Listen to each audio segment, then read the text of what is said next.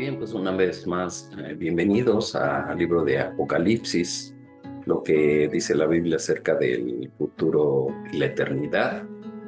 Estamos en la serie Las cosas que son, las 7 iglesias, y vamos a leer el capítulo 3, del versículo 1 al versículo 6, que nos habla de Sardis, la iglesia moribunda. Dice así el Señor: escribe al ángel de la iglesia en Sardis, el que tiene los 7 espíritus de Dios y las 7 estrellas, dice esto: yo conozco tus obras, que tienes nombre de que vives y estás muerto. Sé vigilante y afirma las otras cosas que están para morir, porque no he hallado tus obras perfectas delante de Dios. Acuérdate, pues, de lo que has recibido y oído, y guárdalo, y arrepiéntete. Pues si no velas, vendré sobre ti como ladrón, y no sabrás a qué hora vendré sobre ti. Pero tienes unas pocas personas en Sardis que no han manchado sus vestiduras, y andarán conmigo en vestiduras blancas, porque son dignas. El que venciere será vestido de vestiduras blancas, y no borraré su nombre del libro de la vida, y confesaré su nombre delante de mi Padre y delante de sus ángeles. El que tiene oído, oiga lo que el Espíritu dice a las iglesias. Señor, te damos gracias en esta hora. Gracias por tu palabra poderosa, Señor. Pedimos la guía de tu Espíritu, que tu Espíritu nos permita aplicar esta palabra a nuestra vida, que la pongamos por obra, que no solamente seamos oidores olvidadizos, sino hacedores de tu palabra. Bendecimos tu nombre en esta hora con acción de gracias en el nombre de Jesús. Amén. Mucho de nuestro andar diario y decisiones que tomamos es basado en lo que queremos que otros piensen de nosotros, es decir, nuestra reputación. No hay nada malo con tener una buena reputación, incluso el mantener un buen testimonio es un requisito para los líderes de la iglesia, como dice 1 Timoteo 3:7. Por último, debe contar con el respeto de la gente que no cree en Jesucristo, para que nunca pase vergüenza delante de ellos ni caiga en alguna trampa de Satanás. Además, es mandado a los cristianos en general portarse bien cuando estén con gente que no cree en Dios. Así, aunque ahora esa gente hable mal de ustedes como si fueran unos malvados, luego verá el bien que ustedes hacen y alabará a Dios el día en que Él les pida cuenta a todos. Primera de Pedro 2:2. El problema de una buena reputación o el peligro que amenaza la vida de un hijo de Dios y por ende la iglesia es cuando se concentra tanto en mantener en la superficie una buena reputación a la vista de los demás, que se ignora cuidar la relación individual e integridad ante el Señor. Este peligro lleva a una fe vacía e ineficaz, sin fruto, lleno de hipocresía y endurecido por el pecado oculto. Con este enfoque en una buena reputación superficial se gloria uno mismo en lo que otros ven, tanto que se genera una autoconfianza que deja otras áreas de su propia vida descuidadas, dando lugar al enemigo para que obre, ataque y deje en pedazos esa vida y esa iglesia, como dice Bruce Metzger. El nombre Sardis significa los escapados o sobrevivientes. Dadas sus condiciones geográficas, era considerada por sus habitantes como una ciudad inexpugnable, inaccesible o de acceso muy difícil, inconquistable, o que no se puede tomar o conquistar por las armas, que no se deja vencer o persuadir, impenetrable. Por lo tanto, sus habitantes, incluidos los de la iglesia de Sardis, eran orgullosos, arrogantes, demasiado confiados y descuidados. Pero aunque Sardis fue una ciudad muy próspera y llena de lujos, en el tiempo que el apóstol Juan les escribe este mensaje, ya toda la gloria y la fama de Sardis era cosa del pasado. Pero sus habitantes vivían siempre orgullosos del recuerdo de lo que fue la ciudad y no querían reconocer su condición actual. Y esa condición de vida de los habitantes de Sardis se había trasladado al estilo de vida de la iglesia. Por eso recibieron de parte del Señor un mensaje muy duro, como lo veremos a continuación en el primer punto, los destinatarios de la iglesia de Sardis. Y en primer lugar, el mensaje es para el pastor de Sardis y escribe al ángel. Una vez más, Jesús directamente le está hablando al responsable de la iglesia, al ángel, al mensajero, pastor, pero por implicación también este mensaje era para los miembros de aquella iglesia. Por eso el segundo punto está dirigido el mensaje a la iglesia de Sardis y escribe al ángel de la iglesia. Aunque en las escrituras no se dan los detalles, es probable que la iglesia en Sardis fuera fundada como parte del ministerio de Pablo en Éfeso, como lo menciona Lucas en el capítulo 19, verso 10, que dice lo siguiente: así continuó por espacio de 2 años, de manera que todos los que habitaban en Asia, judíos y griegos, oyeron la palabra del Señor. Con certeza no se sabe si Pablo estuvo ahí en ese lugar, pero tenía equipos de trabajo en los que se diseminaban por las diferentes ciudades para llevar el mensaje. Pero aquí lo que nos dice este verso es que todos en Asia tuvieron la oportunidad de escuchar el Evangelio, porque Pablo estuvo ahí. Menciona aquí 2 años. O la persona más importante de la iglesia de Sardis que conozca la historia, nos habla de una persona muy importante que fue Melitón, un apologista, alguien que escribió en defensa del cristianismo y que sirvió como obispo de Sardis a fines del siglo II, y también escribió el primero de los comentarios de Apocalipsis que se conocen. Aquí también vemos que la carta no habla de persecución. ¿Por qué se molestaría Satanás con perseguir a una iglesia muerta o moribunda? Una iglesia con falsas doctrinas, falsos maestros o con una forma de vida corrupta. Sin embargo, algunas combinaciones de estas cosas estaban obviamente presentes en Sardis, ya que la iglesia había muerto, como dice el doctor John MacArthur. Definitivamente que el mensaje de nuestro Señor Jesucristo a la iglesia de Sardis es el más duro de recibir, y no solo a nivel de iglesia local, sino también a nivel personal. Pero es un diagnóstico verdadero, pues Él conoce nuestras obras, Él conoce nuestra realidad, y no hay mejor que se nos diga la verdad, pues como lo dice una frase, es mejor herir con la verdad para no destruirnos con una mentira. La iglesia de Sardis se había preocupado por cuidar muy bien lo que el hombre miraba, pero se olvidaron de algo que en el Antiguo Testamento nuestro Dios había dejado bien claro. En primero de Samuel tenemos ahí la historia, ¿verdad? En el capítulo 16, verso 7, cuando Samuel fue a ungir a uno de los hijos de Isaí para que fuera el rey. Y lógicamente que tenía muchos hijos Isaí, y el primero que se presentó pues fue el mayor. Y cuando lo vio Samuel pensó, pues este ha de ser. Sin embargo, Dios le dijo: Samuel, no te fijes en su apariencia ni en su gran estatura. Este no es mi elegido. Yo no me fijo en las apariencias, yo me fijo en el corazón. Y en tercer lugar, el mensaje es también para la ciudad de Sardis, y escribe al ángel de la iglesia en Sardis. Sardis también era una ciudad bien conocida por su facilidad de vida y lujos extravagantes. Tenía una reputación bien merecida por su apatía e inmoralidad. En Sardis había un gran magnífico templo dedicado a Cibeles, la diosa madre, o Artemisa o Diana de los Efesios, que ya hemos visto eso. Bueno, esta diosa madre pagana era honrada, adorada, pero con todo tipo de inmoralidad e impureza sexual, que era lo que les gustaba a los habitantes de la ciudad de Sardis y a los que las visitaban. También se puede decir que la combinación de dinero fácil y un ambiente de moral apática hacía que la gente de Sardis amara el placer y que fueran indulgentes consigo mismos. La gran característica de Sardis era que incluso en labios paganos, vean lo que decían de Sardis, Sardis era un nombre de desprecio. Su gente era notoriamente holgazana, amante del placer y de los lujos. Sardis era una ciudad de gran decadencia. Esta indulgencia que se permitían, esta falta de disciplina y dedicación, fue la perdición de Sardis en diferentes ocasiones.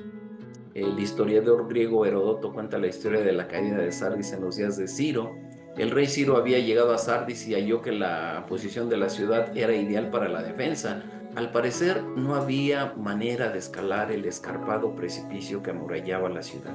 Él recompensaría a cualquier soldado de su ejército que pudiera encontrar una forma de subir a la ciudad. Uno de sus soldados estudió el problema cuidadosamente y mientras observaba vio cómo un soldado que defendía a Sardis se le cayó su yelmo por las paredes de las murallas escarpadas. Él lo miró cuidadosamente, que descendía por un pasaje secreto para recuperar su yelmo, marcó el lugar del camino y condujo a un grupo de soldados hacia arriba esa noche.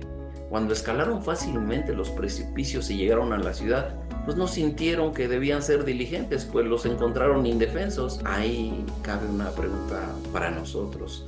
¿Cómo nos encontramos cada uno de nosotros en este día? Los soldados de Sardis estaban tan confiados en las defensas naturales de su ciudad que no pensaron en tener una guardia diligente. Así que la ciudad fue fácilmente conquistada. Curiosamente, lo mismo sucedió casi 300 años después, cuando Antíoco atacó y conquistó a la ciudad confiada que no preparó vigías. Es lamentable. Y esto nos permite continuar con la descripción del Señor glorificado. En primer lugar, Cristo tiene la plenitud del Espíritu, y esto dice el que tiene los 7 Espíritus de Dios. Los 7 Espíritus de Dios representan al Espíritu Santo. Mientras Jesús se describe a sí mismo, utiliza términos que enfatizan su carácter como amo y señor de cualquier poder espiritual y autoridad. Jesús tiene la plenitud del Espíritu de Dios en sí mismo y también tiene el Espíritu Santo en plenitud para darlo a la iglesia. En el primer capítulo, versículo 4, Juan habla de los 7 espíritus que están delante de su trono, después de mencionar al Padre y antes de mencionar al Hijo. Mire cómo es que Jesús se presenta a esta iglesia, que tiene los 7 espíritus de Dios. Esto tiene que ver con la plenitud, la perfección del Espíritu Santo que Jesús envía de parte del Padre. Y el Espíritu del Señor reposará sobre él, el Espíritu de sabiduría y de entendimiento, el Espíritu de consejo y de poder, el Espíritu de conocimiento y de temor del Señor. Él se deleitará en obedecer al Señor. Es lo que nos dice el profeta Isaías en el capítulo 11, verso 2 al 3. Qué importante.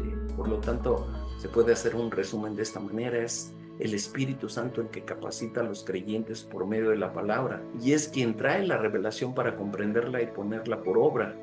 Es el Espíritu Santo el que da el consejo verdadero para actuar y el que nos capacita con poder para vivir la vida cristiana. Es el Espíritu Santo quien con su obra maravillosa redarguye a los creyentes cuando caen en pecado y también revela su condición.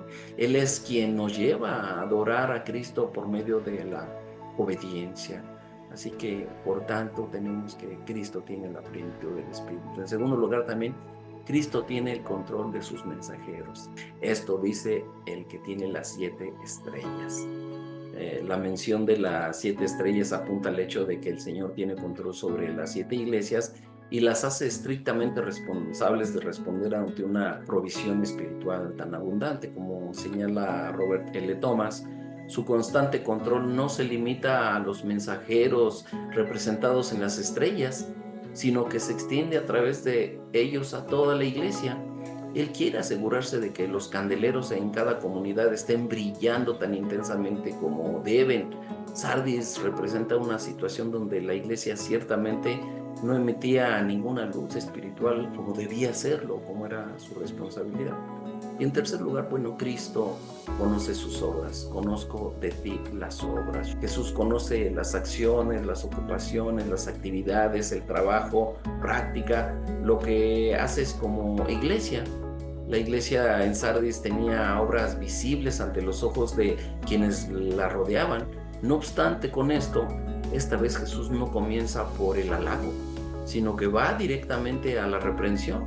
Y como la iglesia de Sardis estaba muerta, Cristo salta de momento el acostumbrado elogio y va directamente a su reproche contra ella. Y aunque su apariencia externa pudiera engañar a los hombres, tenía un nombre o reputación de estar viva. La iglesia de Sardis no podía engañar al omnisciente Señor Jesucristo, que conocía perfectamente sus obras, como también conoce las obras de la iglesia en la actualidad, de tal forma que ningún líder, mensajero, pastor, ministro de la iglesia en la actualidad puede escapar al escrutinio y a la observación directa, omnisciente del Señor glorificado. Esto nos lleva al tercer punto, la acusación del Señor glorificado.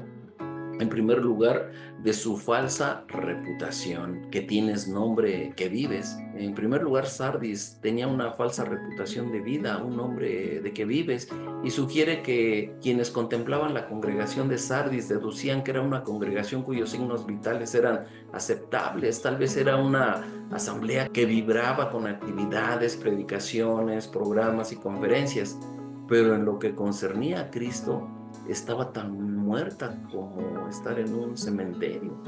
Por eso el Señor les reclama que aunque tienen nombre de estar vivos, es decir, tienen una reputación de ser una buena iglesia en la superficie, a la vista de los demás, sin embargo, en realidad están muertos por dentro.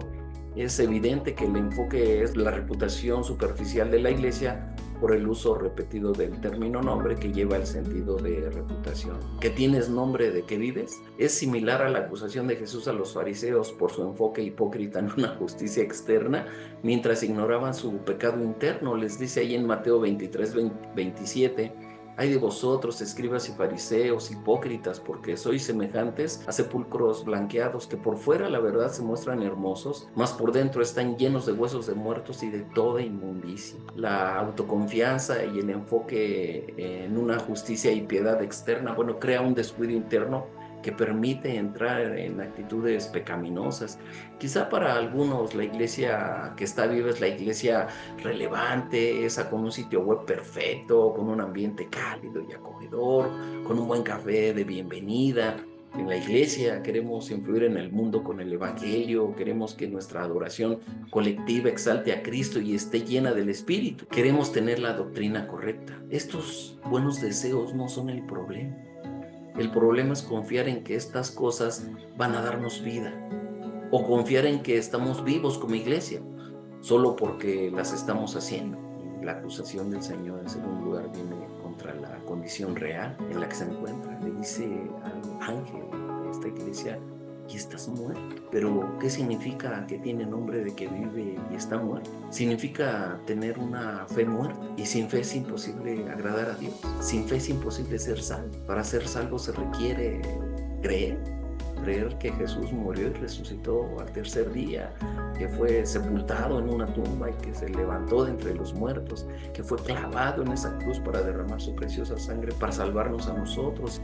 Y el deber personal de cada uno es doblar la rodilla delante de Dios y reconocer que somos pecadores, que hemos fallado, confesarle a él nuestro pecado, pedirle perdón y pedirle que cambie nuestra vida, que envíe a Cristo a nuestra vida para que la cambie, que la transforme y nos dé una nueva vida. Como dice 2 Corintios 5:17, de modo que si alguno está en Cristo, nueva criatura es.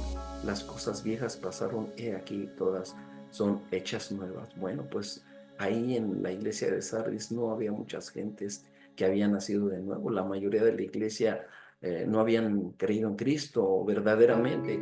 Se refiere a las personas que van a la iglesia nominal, aquellos que van a la iglesia y cantan y hacen todas las actividades y cosas, pero en realidad no han cumplido lo que Jesús le dijo a Nicodemo allí en el capítulo 3, cuando habla acerca de la absoluta necesidad de nacer de nuevo. Cuando el Señor le habla acerca de su necesidad, Jesús le dice: de cierto te digo que el que no naciere de nuevo no puede ver el reino de Dios. Nicodemo le dijo: ¿cómo puede un hombre nacer siendo viejo? ¿Puede acaso entrar por segunda vez en el vientre de su madre y nacer?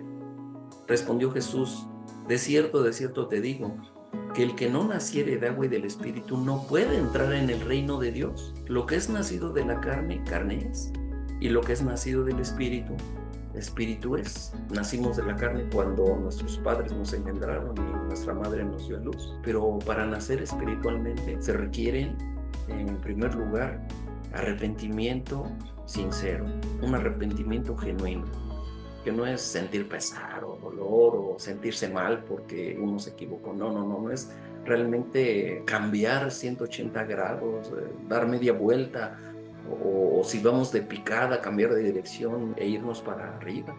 De tal forma que por esa razón es que aquí, para tener vida, se requiere el arrepentimiento, un verdadero arrepentimiento, porque sin arrepentimiento no hay remisión. Y además, la fe en el Hijo de Dios, la fe en Cristo, quien murió y resucitó por nosotros, quien pagó el precio de nuestro pecado.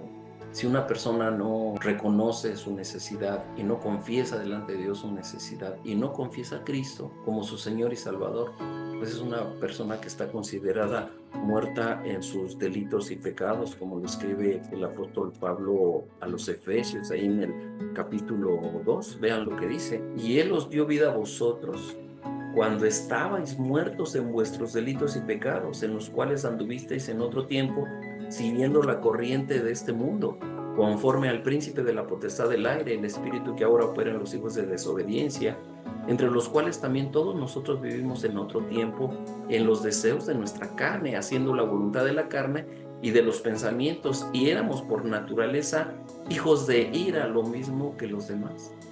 De ahí la necesidad de nacer de nuevo o de ser regenerado por el poder del Espíritu Santo, y eso solamente ocurre cuando confesamos a Cristo como nuestro Señor.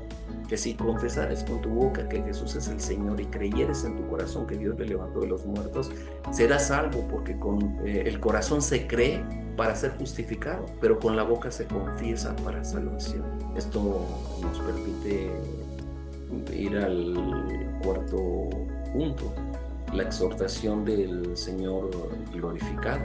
¿Y cuál es la primera exhortación? Bueno, pues a ser vigilante, a velar siempre. Despiértense o manténganse vigilantes. Debían estar alerta en la iglesia en lugar de estar espiritualmente adormecidos. Es el mismo mandato de Jesús que les da a sus discípulos en el huerto de Getsemaní. ¿Se acuerdan allá en Mateo 26:41, cuando Él les dice que se queden ahí para velar y orar? Y bueno, Él va un poquito más adelante, a una distancia a lo mejor de unos 30, 40 metros, y donde Él se postra delante del Señor y empieza a clamar durante una hora. Después de esa hora regresa para ver a los discípulos y los encuentra durmiendo. ¿Qué? ¿No habéis podido velar ni siquiera una hora? Velad y orad para que no entréis en tentación. El espíritu a la verdad está dispuesto, pero la carne es débil.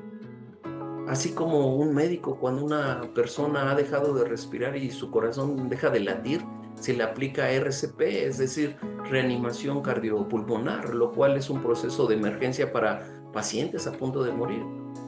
También nuestro Dios tenía un plan de acción para esa iglesia moribunda, y ese plan también lo podemos aplicar nosotros para nuestra vida cristiana. En Dios siempre hay esperanza para nosotros. Debemos recordar las palabras de Jesús frente a la tumba de Lázaro.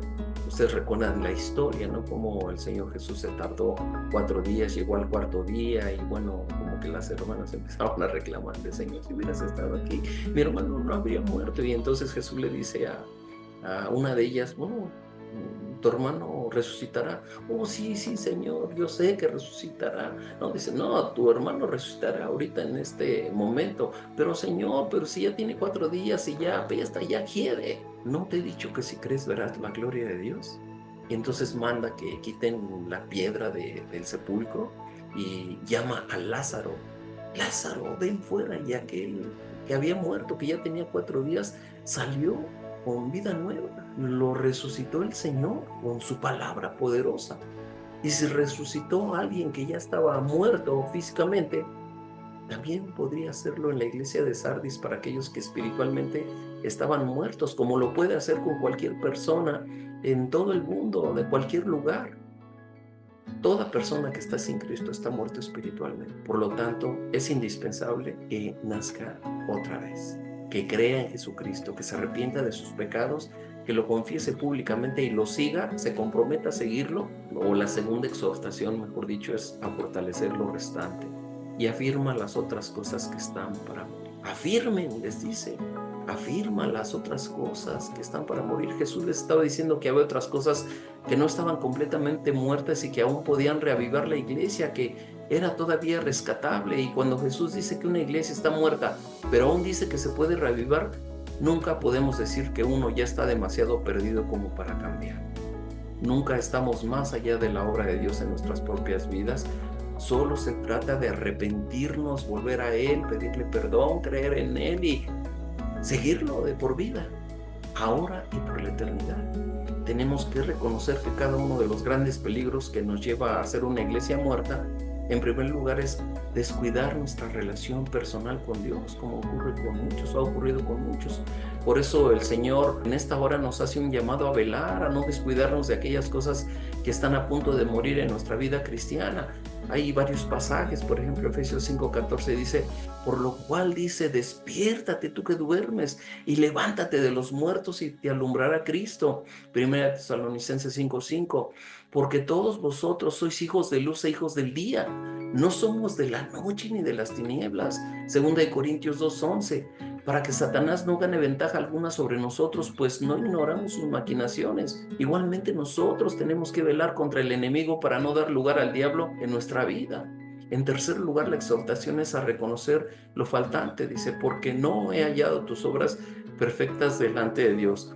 La congregación de Sardis estaba realizando obras, estaban yendo directo a la salida, pero aquellas obras, declaró Cristo, no eran perfectas delante de Dios, no eran las obras que Dios había diseñado para ellos, como dice Efesios 2:10. Vean lo que dice, porque somos hechura suya, creados en Cristo Jesús para buenas obras, las cuales Dios preparó de antemano para que anduviésemos en ellas, para que anduviésemos en las obras de Dios, no en las nuestras, porque podemos hacer a un lado las obras de Dios y realizar las nuestras pensando que estamos realizando las obras de Dios. Por esa razón es que necesitamos venir a la palabra y mirarnos como en un espejo, saber qué es lo que estamos haciendo, cuál es la voluntad de Dios, de tal forma que nosotros podamos en realidad hacer la obra del Señor.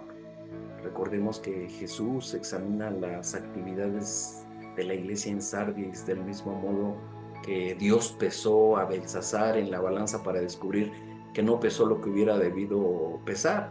La historia se encuentra en Daniel 5:27. ¿Recuerdan la escritura en la pared?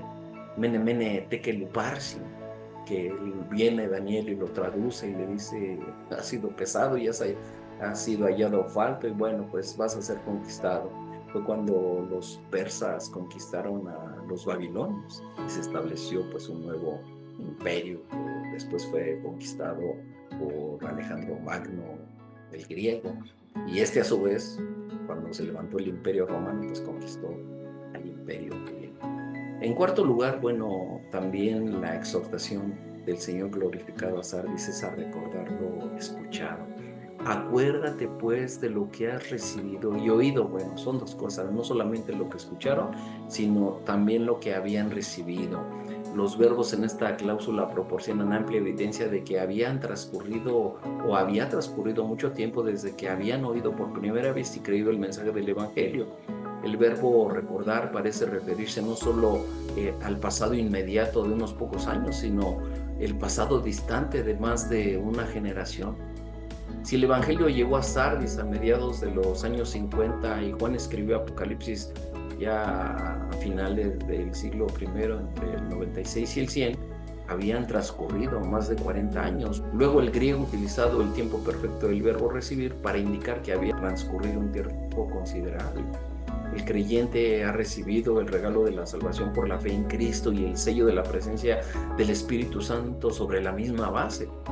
Recordar constantemente tanto el regalo de la gracia recibido por la fe en Cristo como las instrucciones recibidas tocante a la práctica de la fe debe ser una asignatura prioritaria en la vida de todo creyente. En quinto lugar, son exhortados a ser obedientes, así como nosotros, ¿no? Lo que recibiste y oíste, guárdalo. La referencia parece ser a las cosas o personas que aún estaban en Sardis, es decir, cosas de valor espiritual y personas con sensibilidad e inclinación hacia las cosas de Dios. Este testimonio debía persistir si se quería evitar el juicio de Dios. Los cristianos de primera generación habían puesto en práctica su fe, pero la segunda generación se limitaba a descansar en lo que había sucedido en el pasado. Se gloriaban de lo que había ocurrido en el pasado y eso no nos debe suceder. Por más glorioso que haya sido el pasado, debemos ocuparnos del presente. Por eso Jesús les ordena que sigan recordando lo que habían hecho sus padres, porque la primera generación recibió el mensaje de salvación, lo escuchó y siguió con obediencia a sus instrucciones. Y también la exhortación es para cambiar su vida, porque les dice, y arrepiéntete, que significa arrepiéntete de inmediato. Este verbo significa un cambio de manera de pensar acompañado de un cambio de conducta, un cambio de comportamiento. Los creyentes de Sardis tenían la necesidad urgente de arrepentirse de la manera como habían utilizado la riqueza espiritual que habían recibido a través del Evangelio de la gracia y la instrucción de la palabra. El arrepentimiento al que se les llama no era un simple reconocimiento de que estaban haciendo malas cosas, sino a llevar a cabo un cambio de rumbo que los acercara verdaderamente a Dios.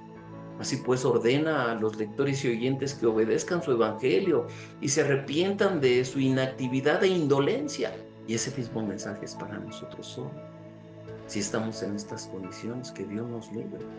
Tenemos el deber de cumplir el Evangelio y también de arrepentirnos con un cambio radical en nuestro interior. Debemos de seguir velando, porque no ignoramos las maquinaciones de Satanás, que quiere destruirnos, quiere tirarnos. Recuerden lo que dijo el Señor Jesús en Juan 10:10. El ladrón no viene sino para robar, matar y destruir. En cambio, Jesús dice: yo he venido para que tengan vida y para que la tengan en abundancia. Pero ¿a quién estamos siguiendo? Y bueno, esto señala que el Señor demanda un cambio urgente, no solo exterior, sino desde el interior. Dios hará algo y traerá de nuevo la vida cuando seamos sinceros en reconocer nuestra maldad y culpabilidad y pidamos de su ayuda verdaderamente. Recordemos Primera de Juan, que es algo que constantemente tenemos que estar meditando, recordando, aplicando. Veamos lo que dice esta carta tan hermosa. Dice el versículo 5 de Primera de Juan 1. Este es el mensaje que hemos oído de él y os anunciamos. Dios es luz y no hay ninguna tinieblas en él. En él está la perfecta santidad, la perfecta hermosura. Y él quiere que nosotros también seamos igual que él. O sea, vivir una vida íntegra en santidad para glorificar su nombre. Y aquí viene una condición cuando se utiliza la palabra sí. Dice: si decimos que tenemos comunión con él y andamos en tinieblas, mentimos si no practicamos la verdad. Recordemos que Juan estaba escribiendo a los hijitos, a los cristianos. Pero si andamos en luz, como Él está en luz, si vivimos en santidad como Él está en santidad, tenemos comunión unos con otros en la iglesia. Y la sangre de Jesucristo, su Hijo, nos limpia de todo pecado. Pero para que eso ocurra, necesitamos reconocer que hemos pecado. Si decimos que no tenemos pecado, nos engañamos a nosotros mismos y la verdad no está en nosotros. Pero si confesamos nuestros pecados, Él es fiel y justo para perdonar nuestros pecados y limpiarnos de toda maldad. Si en nuestra soberbia, altanería, orgullo decimos que no hemos pecado, llegamos al extremo de hacer a Dios mentiroso y también a saber que su palabra no está en nosotros. ¿Dónde nos encontramos cada uno de nosotros? ¿Estamos en su palabra? ¿Sí o no? ¿Estamos caminando con Él? ¿Sí o no? ¿Hemos nacido de nuevo? ¿Sí o no? De tal forma que es tiempo de volvernos con todo nuestro corazón. Y por esa razón necesitamos escuchar la advertencia del Señor glorificado a Sardis. En primer lugar, de juicio por descuidados. Les dice en el versículo 3, inciso D: pues si no vigilas, vendré sobre ti como ladrón. La advertencia es directa, porque no escucharla conduce en forma inevitable al juicio venidero del Señor. Esto quiere decir que en estos tres casos el arrepentimiento de las personas y la venida de Jesús deberían interpretarse en relación con el contexto histórico de ese tiempo. Y en este contexto concreto parece inminente e inesperada la venida de Jesús. Viene como un ladrón. Y se trata de un tema común en el Nuevo Testamento, ya sea refiriéndose al castigo inmediato, ya a la segunda venida de Cristo, pero en este caso el contexto histórico apunta al juicio inminente, es decir, inmediato. Podía suceder en cualquier momento. Serían severas las consecuencias si no llegaba el avivamiento. Cristo les advirtió: si no velas, vendré sobre ti como ladrón y no sabrás a qué hora vendré sobre ti. La descripción de Jesucristo que viene como ladrón siempre denota el concepto de juicio inminente, y la amenaza aquí no se relaciona con su segunda venida, sino con que el Señor vendría y destruiría la iglesia de Sardis si no había un avivamiento, y eso puede añadirse también a las advertencias del juicio que enfrentan todas las iglesias muertas en la venida de Cristo. La única manera de evitar el severo juicio que aguarda a los que conocen la verdad y se apartan de ella es como dice Hebreos 10, 29, 30. Imagínense entonces el terrible castigo que recibirán los que desprecian al Hijo de Dios y los que dicen que su muerte no sirve para nada. Los que hacen eso insultan al Espíritu de Dios que los ama y menosprecian la muerte de Cristo, es decir, el nuevo pacto por medio del cual Dios les perdona sus pecados. Además, como todos sabemos, Dios dijo que Él se vengará de sus enemigos y que los castigará por todo lo malo que han hecho. Y también dijo que juzgará a su pueblo.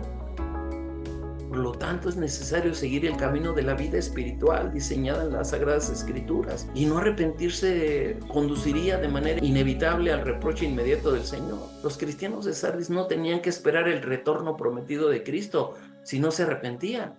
Su inesperada presencia sería como la de un ladrón cuya llegada puede producirse o podía producirse en cualquier momento. Y la segunda advertencia es de juicio por negligentes. Hay una advertencia directa de parte de Jesús. Si la iglesia en Sardis no ponía manos a la obra y hacía los cambios pertinentes, la disciplina de Jesús vendría en el momento que menos lo esperaba. Y la disciplina del Señor en su iglesia implica también la muerte. A veces puede aparecer quizá como enfermedades, como problemas, como falta de trabajo, como muchas cosas, pero es para llamarnos la atención, porque de alguna manera Dios está tratando con nosotros. Así que oramos que el Señor cumpla sus santos propósitos y que nosotros podamos descubrir en dónde estamos fallando y volvernos a Él. La orden de Jesús tenía que ver con que esta iglesia tenía que despertar. Es posible que la riqueza y la comodidad, que la tranquilidad que gozaba, la había adormecido. Se apartaron de las enseñanzas de los apóstoles, ya no crecían en fe, en servicio, en evangelismo, en amor por los demás. Se habían concretado a seguir solo un programa, y esta palabra proviene del circo. Qué impresionante. Y esto nos permite continuar con el punto 6, el reconocimiento del Señor glorificado a Sardis. En primer lugar, al remanente fiel. Pero tienes unos pocos nombres en Sardis. Pero destaca un contraste fuerte con lo dicho anteriormente. Es cierto que era una minoría, pero había un remanente fiel de Sardis que no había manchado sus vestiduras, es decir, andaba en santidad delante del Señor. El lenguaje hace recordar la inscripción hallada en el Asia Menor, proclamando que las vestiduras manchadas descalificaban al adorador y deshonraban al dios pagano. Si lo hacían en la ciudad para honrar a sus dioses paganos y no aceptaban a una persona que fuera con la ropa manchada, pues que sepan también que el Señor no va a aceptar a alguien así, con sus vestiduras manchadas, con alguien que vive en pecado, con alguien que no se ha arrepentido, con alguien que no ha confesado su nombre, con alguien que no ha confesado su necesidad ni pedido perdón por sus pecados. Hay esperanza para la iglesia adormecida en Sardis, donde unos pocos miembros siguen siendo fieles al Señor. Entre las cenizas del fuego hay unas pocas brasas resplandecientes que, como un soplo de aire o con un soplo de aire, se convertirán en llamas. Cuando dice unos pocos nombres, transmite la idea de que el Señor conoce a sus seguidores fieles en forma individual por su nombre y se complace en su amor por Él.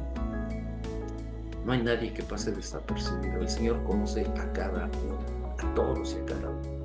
En segundo lugar, el reconocimiento del Señor glorificado a Sardis es de aquellos que viven en santidad, que no han ensuciado sus vestiduras. Las ropas en la Escritura son un símbolo de la conducta espiritual y del estilo de vida. Como dice Colosenses 3:12, Dios los ama mucho a ustedes y los ha elegido para que formen parte de su pueblo. Por eso, vivan como se espera de ustedes. Amen a los demás. Sean buenos, humildes, amables y pacientes. Y dado que Dios los eligió para que sean un pueblo santo y amado por Él, ustedes tienen que vestirse de tierna compasión, bondad, humildad, gentileza y paciencia. Jesús conocía por nombre y apellido a cada uno de los miembros de la iglesia. Él sabía quienes no se habían dejado influir por la cultura secular de la época, quienes se habían mantenido firmes en su fe, en su amor, en su lealtad de servicio para con Él y para con nosotros cristianos. Estos creyentes no habían cedido ante la presión del mundo y tampoco rebajaron el mensaje con tal de ser aceptados, y no crearon compromisos para con las gentes mundanas. Guardaron su conducta y su estilo de vida puros y tenían la encomienda, porque la palabra vestiduras es un símbolo de su conducta espiritual y de su estilo de vida moral. Y por eso en Judas 23 se nos dice: rescaten a los que necesitan salvarse del infierno y tengan compasión de los que necesitan ser compadecidos, pero tengan mucho cuidado de no hacer el mismo mal que ellos hacen. No se mancharon con los pecados de adulterio, idolatría, no habían socavado el mensaje del evangelio y se habían abstenido de cualquier compromiso. Estos fieles fueron fieles a la palabra de seguir a Jesús que habían dado al bautizarse. Aunque estos pocos creyentes podrían verse como raros al margen de su cultura, caminaban con perseverancia en la huella de los apóstoles y de otros cristianos que habían traído y enseñado el evangelio de la salvación. Pero el mérito del remanente fiel de Sardis era que en los días de contaminación general, este se había mantenido puro. Y esto nos permite llegar al último punto, la promesa del Señor glorificado a Sardis. Y el llamado es, en primer lugar, a andar con Cristo.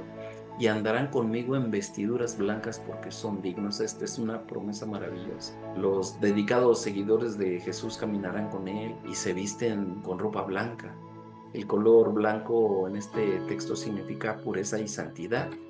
Sus ropas blancas son una envoltura que el Señor les da como un manto de justicia, como dice Isaías 61:10. En gran manera me gozaré en el Señor. Mi alma se regocijará en mi Dios, porque Él me ha vestido de ropas de salvación. Me ha envuelto en manto de justicia, como el novio se engalana con una corona o como la novia se adorna con sus joyas. Así que estos pocos fieles son dignos.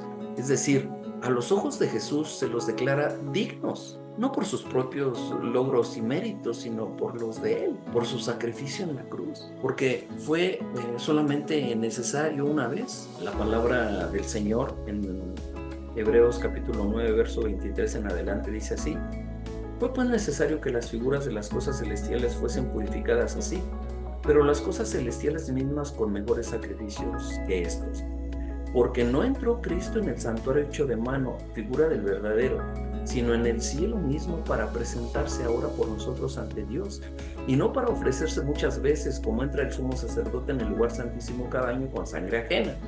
De otra manera le hubiera sido necesario padecer muchas veces desde el principio del mundo, pero ahora, en la consumación de los siglos, se presentó una vez para siempre por el sacrificio de sí mismo para quitar de en medio el pecado.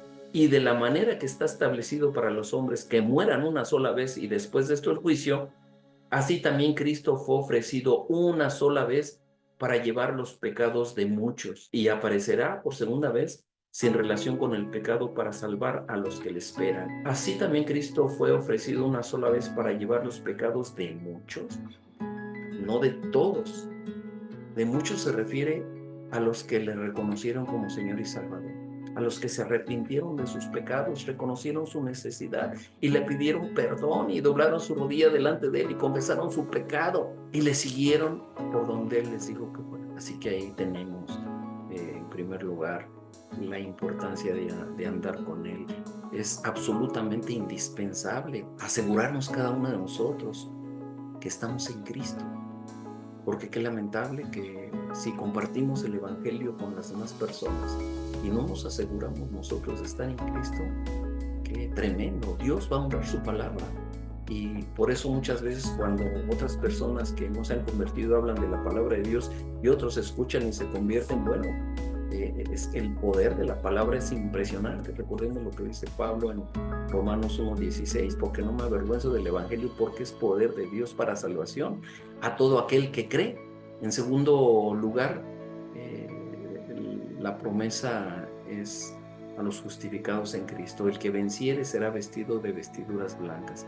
Como estímulo, Cristo describe las recompensas que esperan a los que participaron en el avivamiento. Los verdaderos cristianos, como se ha observado, serán vestidos de vestiduras blancas.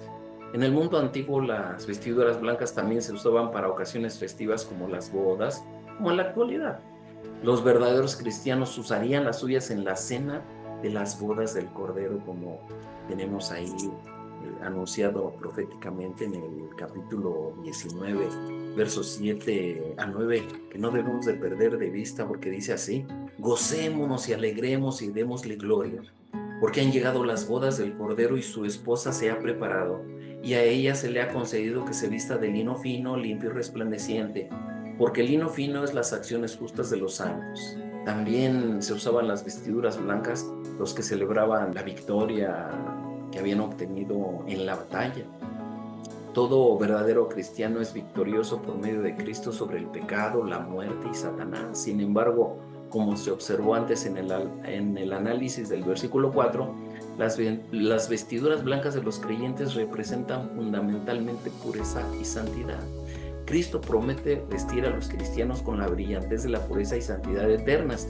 Las ropas son los actos justos de los santos, como dice 19:8. El color blanco denota pureza y así los santos que van vestidos con ropas blancas son santos en la presencia de Dios. En tercer lugar, la promesa es para aquellos que permanecen eternamente y no borraré su nombre del libro de la vida.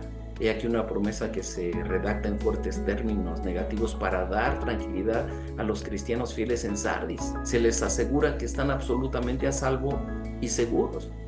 Su nombre ha sido inscrito en el libro de la vida y nunca será borrado. Por esto este término de que se pierde la salvación no está de acuerdo con las Sagradas Escrituras, porque la salvación que el Señor obtuvo en la cruz del Calvario con su muerte y resurrección no es temporal. La salvación que el Señor nos ha otorgado es eterna. Por eso el Evangelio de Juan en el capítulo 3, verso 16 dice que de tal manera amó Dios al mundo que ha dado a su Hijo unigénito para que todo aquel que en él cree no se pierda, mas tenga vida eterna.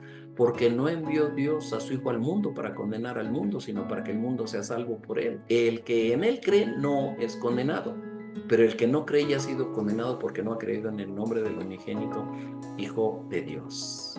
Así que estamos seguros que nuestro nombre no va a ser quitado del libro de la vida. Gloria a Dios. En otra parte, Dios da testimonio a su pueblo cuando dice: grabada te llevo en las palmas de mis manos. Isaías 49:16. Está vinculado en forma inseparable con ellos porque son como la niña de sus ojos, como lo menciona Deuteronomio, un Salmo y Zacarías. Juan revela que los nombres inscritos en este libro de la vida lo han estado desde antes de la fundación de la tierra, como dice Efesios capítulo 1. Leamos lo que dice esta importante escritura: bendito sea el Dios y Padre de nuestro Señor Jesucristo, que nos bendijo con toda bendición espiritual en los lugares celestiales en Cristo, según nos escogió en Él antes de la fundación del mundo, para que fuésemos santos y sin manchas delante de Él, en amor habiéndonos predestinado para ser adoptados hijos suyos por medio de Jesucristo, según el puro afecto de su voluntad, para alabanza de la gloria de su gracia, con la cual nos hizo aceptos en el amado, en quien tenemos redención por su sangre, el perdón de pecados según las riquezas de su gracia. Y esto nos permite recordar la promesa del Señor a ser reconocidos. Y confesaré su nombre delante de mi Padre y delante de sus ángeles. El Señor Jesucristo dijo: a cualquiera pues que me confiese delante de los hombres, yo también le confesaré delante de mi Padre que está en los cielos. Mateo 10:32. Es probable que, presionados por el ambiente religioso cultural, muchos en Sardis se avergonzaban de dar testimonio de su fe en Cristo, como puede ocurrir actualmente, ¿verdad?, en la iglesia, en muchos miembros. Que Dios nos ayude a no avergonzarnos, que permanezcamos fieles. Al remanente fiel que no temía exaltar a Cristo, el Señor le promete que le confesará en el cielo, delante de mi Padre y delante de sus ángeles. Y la confesión debe significar el reconocimiento de que pertenecen a Cristo y por lo tanto han sido hechos aptos para participar de su gloria eterna, como dice Colosenses 1:12, dando gracias al Padre que nos ha capacitado para compartir la herencia de los santos en luz. Un himno cristiano primitivo afirma que Jesús repudiará a quienes lo repudien, 2 Timoteo 2:12. Y el paralelo es que delante de Dios Padre, Jesús honra a quienes lo honran, 1 Samuel 2:30. En los tribunales más elevados del cielo, delante de Dios y de sus ángeles, Jesús confesará los nombres de aquellos que confiesen su nombre en la tierra, mientras estén vivos, a quien le reconozcan. Jesús es uno con su pueblo y no se avergüenza de llamarlos sus hermanos y hermanas, como dice Hebreos 2:11. Y en quinto lugar, la promesa es escuchar al Espíritu. El que tiene oído, oiga lo que el Espíritu dice a las iglesias. El problema espiritual de la mayoría de la congregación de Sardis era el creerse que estaba bien, cuando espiritualmente estaban mal. Jesús los llamó de la apariencia a la experiencia real, genuina, de nacer de nuevo.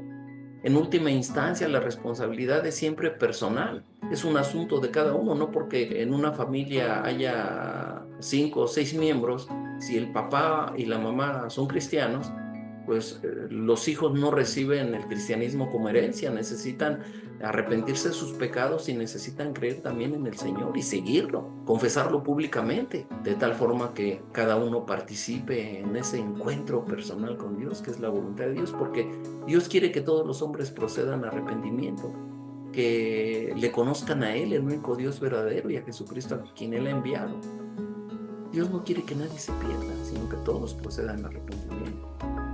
Y por esa razón ha dado el único nombre a los hombres, como dice el capítulo 4 de Hechos, verso 12, en donde Pedro está compartiendo la palabra y le dice al pueblo judío: y en ningún otro hay salvación, porque no hay otro nombre bajo el cielo dado a los hombres en que podamos ser salvos. No hay religión, no hay corriente filosófica, no hay obra, no hay ningún tipo de cosa que traiga salvación a las personas excepto Cristo, porque Cristo fue el que murió y resucitó. Él es el que está vivo. Fíjense, en primer lugar fue crucificado, murió ahí en la cruz, lo descendieron de la cruz, lo llevaron a un sepulcro, lo sepultaron, y al tercer día resucitó entre los muertos y lo demostró manifestándose durante 40 días a sus discípulos, a más de 500 hermanos a la vez, que fueron los que lo vieron. Después de esos 40 días ascendió a los cielos y prometió que iba a volver otra vez, que iba a regresar otra vez. Precisamente el libro de Apocalipsis nos habla acerca de eso, de tal forma que estamos esperando que el Señor venga otra vez por su pueblo, por nosotros, los hijos de Dios. Y con esto llegamos a la conclusión. Voy a leer estas palabras que dice aquí: el Señor Jesús es el que tiene el Espíritu Santo con todos sus poderes, gracia y operación. La hipocresía y un lamentable deterioro de la religión son los pecados de que acusa Sardis, aquel que conocía bien a esa iglesia y todas sus obras. Las cosas externas parecían bien a los hombres, pero ahí había solo forma de la piedad, no el poder. Un hombre de que vivían, pero no un principio de vida. Había gran mortandad en sus almas y en sus servicios, cantidades que eran totalmente hipócritas, otros que estaban viviendo una forma desordenada y muerta. Nuestro Señor los llamó a ponerse alertas contra sus enemigos y activos y fervientes en sus deberes, y a proponerse, dependiendo de la gracia del Espíritu Santo, a revivir y fortalecer la fe y los afectos espirituales de los aún vivos para Dios, aunque en decadencia. Perdemos terreno cada vez que bajamos la guardia. Dice el Señor: tus obras son huecas y vacías. Las oraciones no están llenas de santos deseos. Las ofrendas no son obras llenas de verdadera caridad. Los días de reposo no están llenos de devoción del alma adecuada para Dios.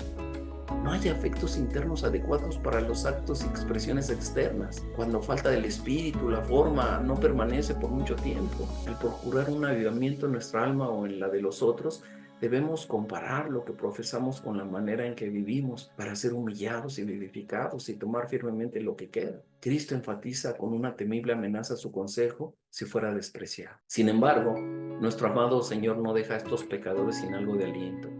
Hace una honrosa mención del remanente fiel de Sardis y formula una promesa de gracia para ellos. El que venza será vestido con vestiduras blancas.